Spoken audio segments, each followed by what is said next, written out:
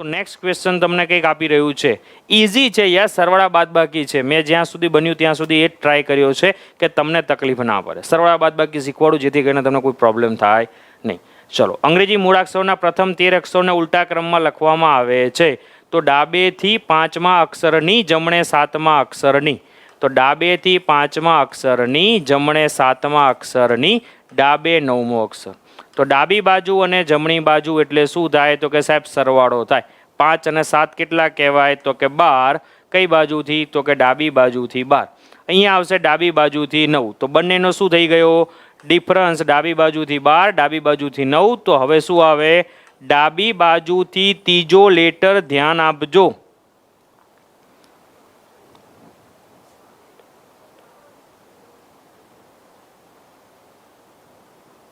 ભાઈ ડિફરન્સ જ લેવાનો હોય. 11 કેમ લીધો? એટલે અહીંયા 11 અને 19 છે, તો 19માંથી 11 બાદ કરો તો 8 આવે, બરોબર? 8માંથી 7 જાય તો L1 આવે, L11 નહીં, L1. ચલો, તો હવે જે છે અહીંયાથી આપણે આગળ વધીએ તો શું કીધું તમને? ડાબી બાજુથી ત્રીજું સ્થાન. તો જુઓ, પહેલા અંગ્રેજી મૂળાક્ષરોના પ્રથમ 13 અક્ષરોને ઉલટા ક્રમમાં લખો. પ્રથમ 13 એટલે પહેલો લેટર હવે એમ આવશે. આ પહેલો લેટર કહેવાય, આ બીજો લેટર કહેવાય, આ ત્રીજો લેટર કહેવાય, આ ચોથો લેટર કહેવાય, આ 5મો લેટર કહેવાય. તો ડાબી બાજુથી ત્રીજો લેટર એટલે શું કહેવાય? 1, 2 અને 3. કોણ મળે તમને? કે. તો તમારો આન્સર શું આવે? કે. તમારો આન્સર શું આવશે? કે. એક્સ નહીં આવે. રવિ બારિયા. મિત્ર રિવિઝન કરાવીએ આ લેક્ચરમાં, તો આ લેક્ચરનું કન્ટેન્ટ બાકી રહી જાય, તો પાછું નેક્સ્ટ લેક્ચર એટલે આનું નવું રિવિઝન ચાલ્યા જશે. આગળનો લેક્ચર મહેરબાની કરીને જેમને જોયો નથી એ પહેલાં જોઈ લેજો, બરોબર? આગળનો લેક્ચર જેમને નથી જોયેલો મહેરબાની કરીને જોઈ લેજો. તો અહીંયા ડાબી બાજુથી જો બધા અક્ષર કીધા નથી, પ્રથમ 13 અક્ષર ઉલટા એટલે શું થાય? એમ જે છે એ પહેલા સ્થાન ઉપર આવે, એમથી એની પોઝિશન જ બદલાય. આ બધા તો એમના એમ જ રહેવાના છે. આ બધા તમારા લેટર એમના એમ જ રહેવાના છે. ચલો વધીએ આગળ. હવે નેક્સ્ટ ક્વેશ્ચન તરફ. યસ, ચલો તો હવે તમે ટ્રાય કરો. અંગ્રેજી મૂળાક્ષરોના છેલ્લા 13 અક્ષરોને ઉલટા ક્રમમાં લખવામાં આવે છે. તો ડાબી બાજુએથી 9મા અક્ષરની જમણી તરફ 5મા અક્ષરની જમણી બાજુએ 10મો અક્ષર કયો હશે? ચલો હવે જોઈએ તમે આન્સર શું આપી રહ્યા છો. અંગ્રેજી મૂળાક્ષરોના છેલ્લા 13 અક્ષરોને ઉલટા ક્રમમાં લખવામાં આવે છે. ધ્યાન આપજો, આની અંદર 4 સમ પૂછાય. 4 એ 4ની પેટર્ન કહી દીધી. એક તો બધા લેટર ABCD સીધી જ આપેલી હોય. બીજામાં એવું મેં તમને કીધું ABCD ઉલટી હોય, ઝેડથી એ હોય. ત્રીજામાં મેં તમને એવું કીધું કે એમથી એ સુધી હોય ને પછી Nથી Z સુધી હોય. હવે ચોથાની અંદર તમને એવું કીધું એથી M સુધી છે અને ઝેડથી પછી N સુધી છે. આ 4 પ્રકારે ABCD ચેન્જ થાય છે, બરોબર? આ 4 પ્રકારે તમારે ABCD ચેન્જ થાય છે, એ બદલવાની છે. રીત બદલાવાની નથી. રીત તો તમારી એના એ જ રહેવાની છે. અહીંયા રકમમાં જે પેપર સેટર કે એને આપણે આધીન, બરોબર? જે કહેશે એને આપણે ઉપયોગમાં લઈશું.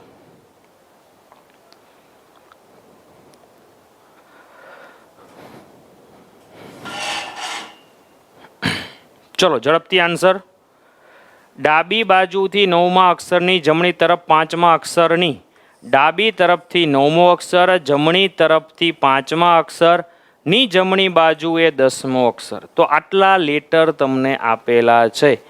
Q, P, S, P,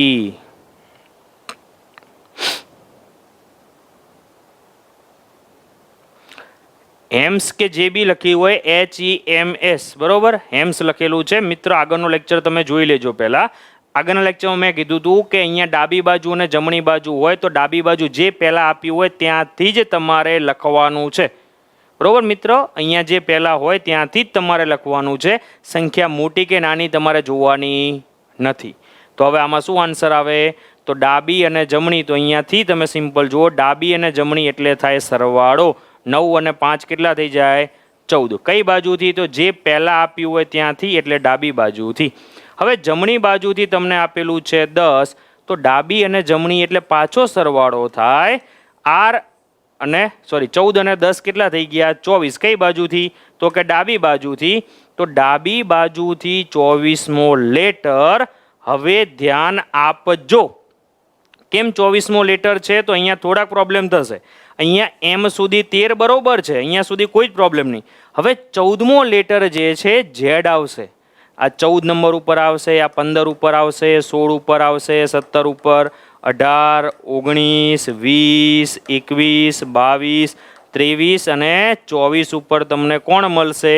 પી. તો તમારો આન્સર શું આવે? તો કે પી જે છે તમારો આન્સર આવશે. યસ, પી આવશે, ક્યુ નહીં આવે, એસ પણ નહીં આવે. 9 અને 5 14, 14 અને 10 24. ડાબી બાજુથી 24મો લેટર ખરેખર એક્સ આવે. ખરેખર કયો આવે? એક્સ આવે. પણ એબીસીડીમાં કીધું છે છેલ્લા 13 અક્ષરોને ઉલટા ક્રમમાં તમારે લખવાના છે. છેલ્લા 13 અક્ષરોને ઉલટા ક્રમમાં લખો એટલે અહીંયા એમ સુધી બરોબર હોય. ઝેડથી બધા બાજુ આવી જાય. Z, Y, X, W, V, U, T એ પ્રમાણે તમારે લખવા પડે. ચલો, ક્લિયર થયું કે નહીં?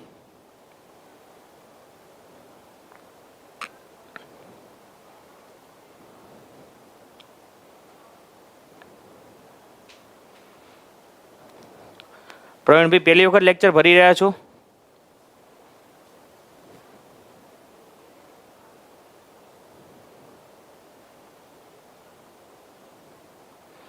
પહેલા જ ઉલટાવીએ તો શું થાય? પહેલા ઉલટાવો તો કંઈ ના થાય મિત્ર. એબીસીડી ખાલી 2 વખત લખવી પડે, બીજું કંઈ નથી. એબીસીડી જે છે તમારે 2 વખત મજૂરી કરવી પડે. આ એબીસીડી ધારો કે કોડિંગ ડીકોડિંગમાં પ્રશ્ન પૂછાણો હોય, કોડિંગ ડીકોડિંગની અંદર તમે જે છે આ એબીસીડી લખેલી હોય તો આ જ એબીસીડીનો આ પ્રશ્ન પૂછાય તો ઉપયોગ કરી લેવો. ફરીથી લખવા જઈને ટાઈમ બગાડાય નહીં. પ્રવીણભાઈ, તમે લગભગ મને એવું લાગે છે કે તમે જે છે પહેલી વખત આ લગભગ મારો લેક્ચર એટેન્ડ કરી રહ્યા હોય તો મિત્ર આગળનો લેક્ચર છે બરોબર. આજે જે પણ મિત્રો નવા છે તો મહેરબાની કરીને બરોબર, કંઈ વાંધો નહીં, ફર્સ્ટ ટાઈમ છો કોઈ વાંધો નથી. હા, ગયો લેક્ચર મિસ છે તો પ્રવીણભાઈ નહીં ખબર પડે તમને, કારણ કે આ કેવું છે કે ક્રમ કસોટી છે. તો ક્રમ કસોટીનો એક ભાગનો લેક્ચર પતી ગયો, આ બીજો ભાગ છે. એટલે બીજા ભાગની અંદર કેવું છે, પહેલો ભાગમાં બેઝિકની બધું ચાલી ગયું એટલે બીજા ભાગમાં થોડુંક આપણને તકલીફ નહીં પડે. હા બરોબર, એવું થશે. તમે તાર શાંતિથી જુઓ, બહુ ટેન્શન ના લેશો, આગળનો લેક્ચર જોઈ લેશો એટલે થઈ જશે બરોબર. ભાઈ અહીંયા તમને જે છે અંગ્રેજી મૂળાક્ષરોના છેલ્લા 13 અક્ષરને ઉલટા ક્રમમાં લખવાના. તો પરીક્ષામાં આપણી જોડે એવો સમય નથી, ફાલતુના માણસ આપણે નથી કે ત્યાં જઈને એબીસીડી ફરતી લખવા જવું. તો શું કરવાનું હોય? એ થી એમ સુધી જે પ્રમાણે એબીસીડી આપણી ચાલે છે એ પ્રમાણે ચાલવા દેવાની. આ 13 લેટર થઈ ગયો. હવે છેલ્લા 13 અક્ષરોને જ ઉલટા કરવાના. એનો મતલબ 14મો લેટર મારો આવે ઝેડ, એટલે 14, 15, 16. આ 14 કહેવાય, 15, 16, 17, 18, 19, 20, 21, 22, 23 અને 24 ઉપર કોણ આવે? તો કે પી. તો આન્સર તમારે શું ટીક કરી દેવાનો? પછી પી ટીક કરી દેવાનો બરોબર. આન્સર તમારે શું કરી દેવાનો? પી ટીક કરી દેવાનો. ચલો, ખબર પડી? તો આની અંદર 4 હતું. પહેલા કે એબીસીડી સીધી જ આપી હતી તમને, પછી એબીસીડી આખી ઉલટી કરે છે. હવે પહેલા 13 લેટર ઉલટા કરે છે અને હવે છેલ્લા 13 લેટર ઉલટા કરે છે. આ 4 પ્રકારના સમ તમને આવી શકે. આની બહાર તમને કોઈ સમ પૂછાય નહીં બરોબર. સૌથી મેક્સિમમ આ 4 ટાઈપ છે. 4ની અંદર તમારે શક્યતા તો આની જ છે. એબીસીડી છે, ડાયરેક્ટ સીધી એબીસીડીમાં જ, ઉલટી પણ નથી પૂછતા.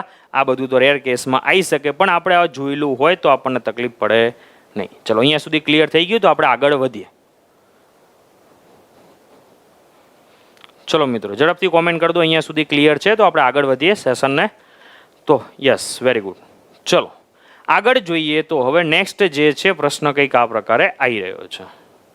હવે અત્યાર સુધી જે તમે રકમ જોઈ એ બધાની રકમ એક વખત વાંચો તો સિંગલમાં આવશે. કેમ કે જો ડાબી બાજુથી 9મા અક્ષરની, જમણી તરફ 5મા અક્ષરની, જમણી બાજુએ 10મો અક્ષર કયો હશે? આખું એક જ લાઇનની અંદર જે છે બધું લખી નાખે છે. આની અંદર તમને કોઈ અલ્પ વિરામ, પૂર્ણ વિરામ, કોઈ જ જગ્યાએ બ્રેક વાગતી નથી. સાદી ભાષામાં કોઈ બ્રેક લાગતી નથી. અને હવે જે પ્રશ્ન આવશે એમાં જો બ્રેક લાગી જાય, અંગ્રેજી મૂળાક્ષરોની ડાબેથી 17મો અક્ષર અને જમણેથી 9મા અક્ષરની વચ્ચે કેટલા અક્ષરો હશે? અહીંયા અને આવી ગયું, એનો મતલબ કે આ એક અલગ લેટરની વાત કરે છે, આ પણ અલગ લેટરની વાત કરે છે. બંને લેટર અલગ અલગ થઈ ગયા, બંને લેટર કયા થઈ ગયા? અલગ અલગ થઈ ગયા. તો અંગ્રેજી મૂળાક્ષરોની ડાબેથી 17મો અક્ષર, તો ડાબી બાજુથી 17મો અક્ષર એટલે તમને ખબર પડે કોણ આવે? ક્યુ આવે. કયો આવે? ક્યુ. અને જમણેથી 9મો અક્ષર, તો આ જો જમણી બાજુથી એટલે આ થાય, જમણી બાજુથી 9મો લેટર અહીંયા જુઓ કોણ આવ્યું? આર. તો હવે આપણને પણ ખબર છે કે ક્યુ અને આરની વચ્ચે કોઈ હોય જ નહીં, કેમ કે એ બંને તો પાસ પાસે છે. તો બંને વચ્ચે કેટલા વ્યક્તિ બેસી શકે? 0 આલ્ફાબેટ હોય. બંને વચ્ચે શું હોય? 0 આલ્ફાબેટ હશે. બસ આ જ વસ્તુ હતી, બીજું આમાં કંઈ નથી કરવાનું. ચલો, ક્લિયર થઈ ગયું?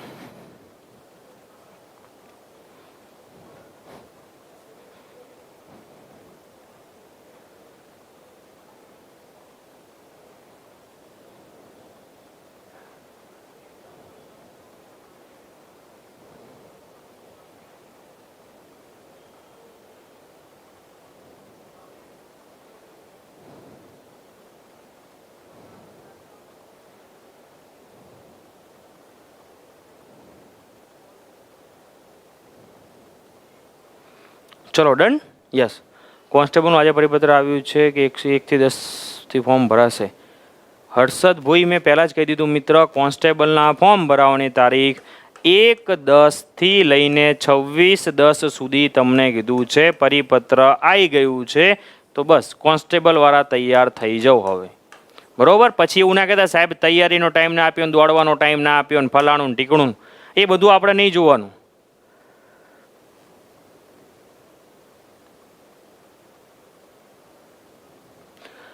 ધવલભાઈ, એબીસીડી તો એક વખત તમારે લખવી જ પડે, બરોબર? એક વખત તમારે એબીસીડી તો લખવી જ પડે. કોડિંગ ડીકોડિંગ આખું ચેપ્ટર આવશે. એબીસીડી ના લખવી હોય તો મોઢે યાદ રાખવાની. એબીસીડી લખવામાં હાર્ડલી હું માનું છું ત્યાં સુધી લગભગ 1 મિનિટથી વધારે સમય ના જાય. 1 મિનિટ તો મેં વધારે કીધી, એબીસીડી લખવા જાઉં તો 1 મિનિટથી વધારે સમય જાય નહીં. ચલો આગળ. અંગ્રેજી મૂળાક્ષરોની જમણી બાજુથી 7મો અને જમણી બાજુથી 21મા અક્ષરની વચ્ચે કયો અક્ષર હશે? તો અંગ્રેજી મૂળાક્ષરોમાં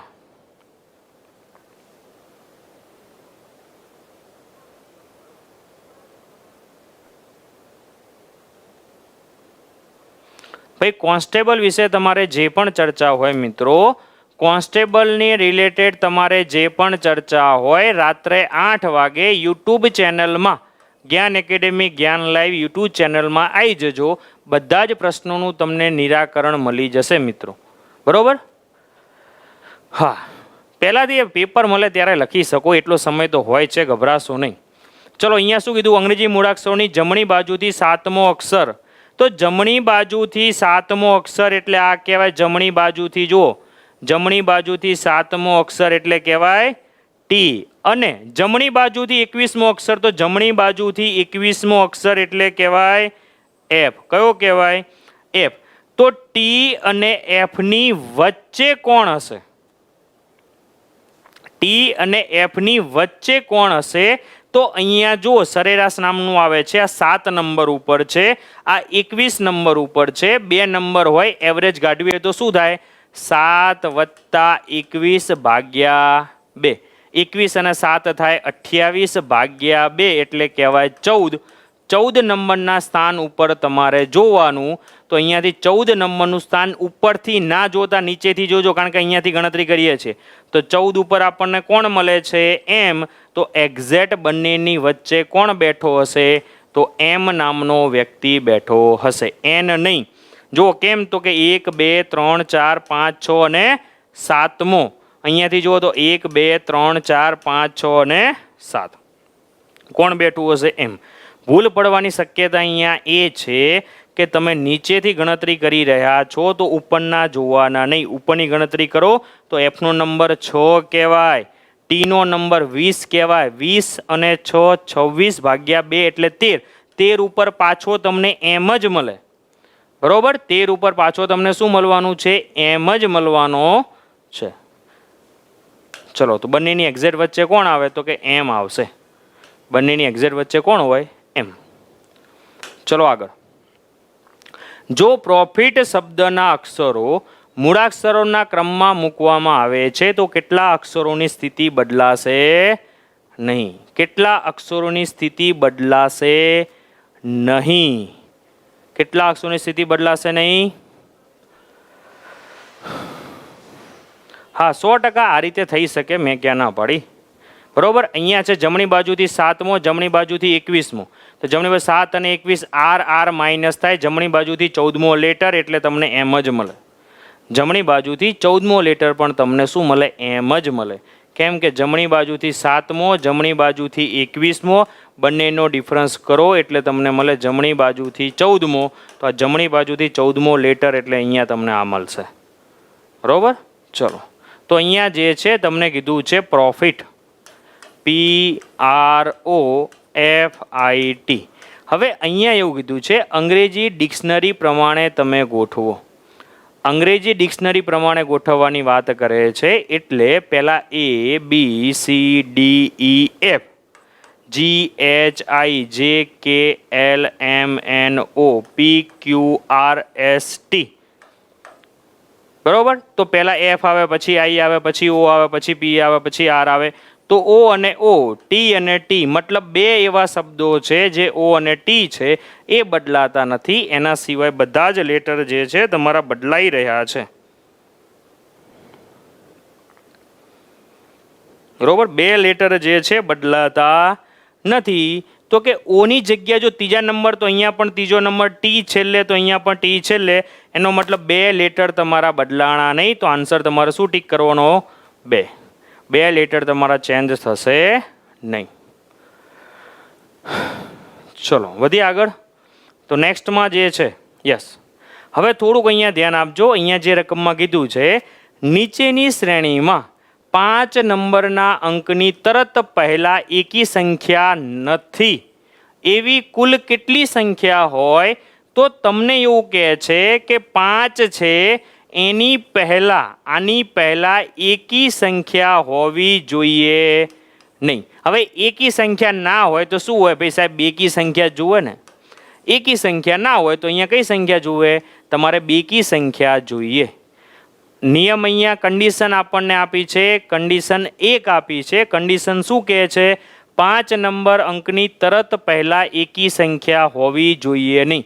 તો જ્યાં જ્યાં તમને 5 દેખાય ત્યાં ત્યાં તમારે જોવાનું. તો અહીંયા પહેલાં દેખાય છે 5 એટલે શું કહેવાય? 25. તો હા, 5ની પહેલાં કઈ આપી છે? બેકી સંખ્યા એટલે ચાલે. હવે 5 દેખાય છે અહીંયા, બરોબર. પછી મને 5 દેખાણો અહીંયા, તો 5ની પહેલાં જો એકી સંખ્યા એટલે આ પેર ચાલે નહીં.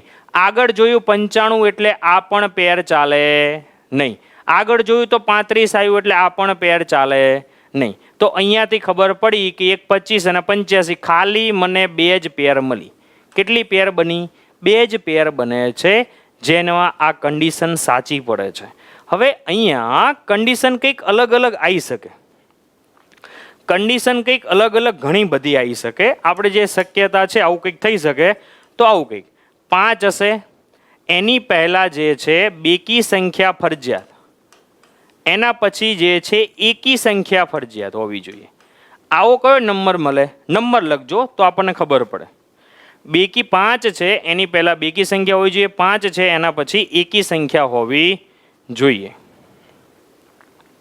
તો આ જે રકમ તમને આપી છે એની અંદર તમારે જોવાનું છે તરત પહેલા એટલે નજીકની જ, એની પહેલાની જ, 5ની પહેલાની જ જોવાની, એના કરતાં આગળ જઈ જવાનું નથી. પછી કે એટલે એની પછીની જ જોવાની, બીજી વચ્ચે કોઈ ગેપ આવવો જોઈએ નહીં. તો અહીંયા જો પહેલાં બેકી સંખ્યા અને પછી એકી સંખ્યા હોય એવું તમને એક દેખાય છે. જો 251, તો 251 લખું એટલે થાય. એના સિવાય અહીંયા જુઓ તો 852, એટલે આગળ પણ બેકી સંખ્યા, પાછળ પણ બેકી સંખ્યા. અહીંયા જુઓ તો બંને જગ્યાએ એકી, અહીંયા જુઓ તો પહેલાં એકી સંખ્યા પછી બેકી સંખ્યા, પાછળ તો કંઈ છે નહીં. હવે બીજું કન્ડિશન, પહેલાં એકી સંખ્યા હોવી જોઈએ, પછી 5 આવવો જોઈએ અને પછી બેકી સંખ્યા આવી જોઈએ.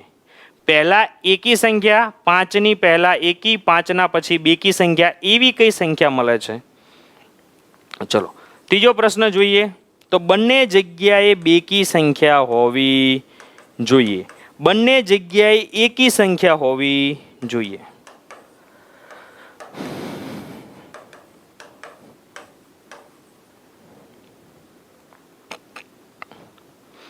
ચલો તો અહીંયા શું થાય, પહેલા એકી સંખ્યા પછી બેકી સંખ્યા.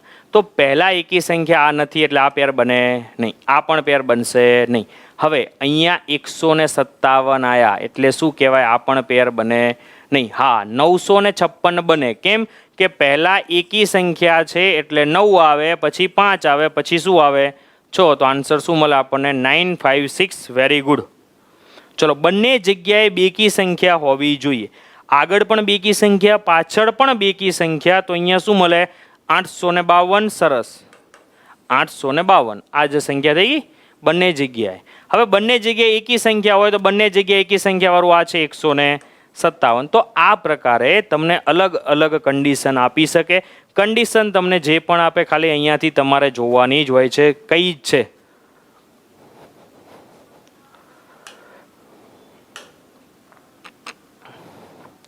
અહીંયા મિત્રો જુઓ, તરત તમને કીધું છે અંકની તરત પહેલા અને તરત પછી, એટલે 3 જ આંકડા જોવાના. હવે તરત પહેલા તરત પછીની વાત કરે છે એટલે